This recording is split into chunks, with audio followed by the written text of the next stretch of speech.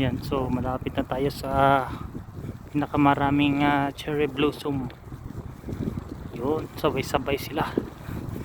Kasama ko si Nicole. Yan, so ganda oh. Puti na hanggang yun sa dulo, ang ganda. Sabutan natin. Dahan lang. So nagbike lang ako kasi ako eh.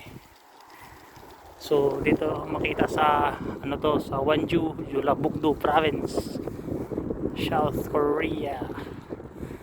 Yan oh, ganda.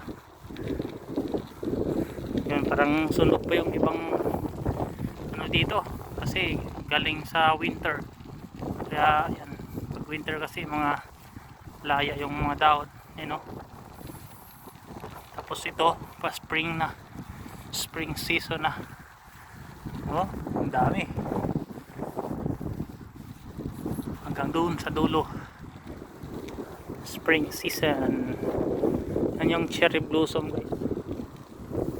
So dami ding tao no, sa unahan.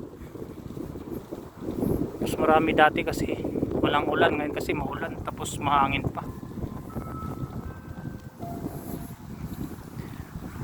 Yan oh, hanggang sa dulo to. So medyo malamig pa rin kahit April na. Oh, ayan siya oh, hanggang doon sa dulo to. Ayan, buti nga sabay-sabay sila eh, yung cherry blossom.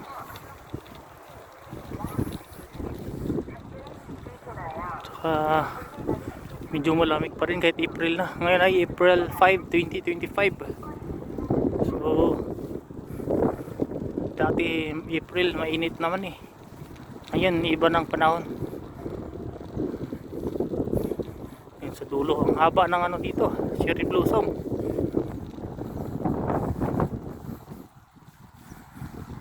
Ayan. Ito yung ibang puno, ito cherry. Iba tong, hindi ko alam kung ano tawag dito.